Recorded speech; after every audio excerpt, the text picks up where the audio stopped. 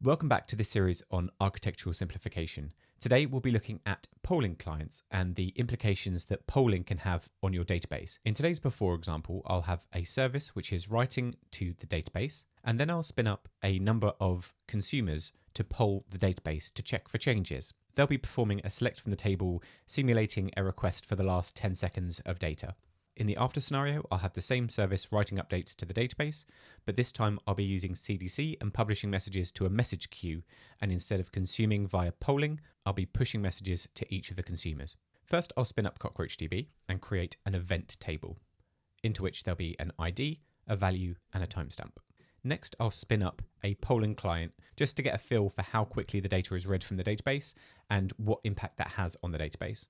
I'm writing data to the database every 100 milliseconds, and I'm reading around every second. I've made 15 requests to the database for data, but I've actually read around 2,000 rows from the database. The average delay is around half a second. It might not be that you have a single polling consumer to your database. Let's see what that looks like when we scale things up. This time I'll go for a concurrency of 5. So there'll be 5 polling consumers against the database. The change is linear, and that will get worse every time we add a new polling consumer. So I've already made 60 requests, and I've already read nearly 5,000 rows of data. And this will continue to get worse as we add more polling consumers into the mix.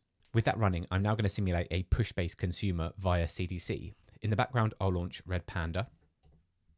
I'll enable range feeds in CockroachDB, and I'll create a change feed. And what this will do, any change to the events table, it will publish a message onto the events topic in Red Panda, flushing every 100 milliseconds. I'll now run the same application again, but this time I'll be using a push-based consumer with the same number of consumers. So there'll be 5 consumers in both examples, the pull and the push. And what we can see is the average delay is more or less equivalent. We're around the half a second, but we're much more efficient. We're only reading exactly the amount of data that we need to from the database. In this example, we're not actually even reading from the database. We're getting the message from CDC and we're just processing it. We haven't actually made any requests to the database. The data has arrived via CDC from Red Panda directly to our consumers. As you can see from these numbers, it's a much more efficient way to access the data for changes.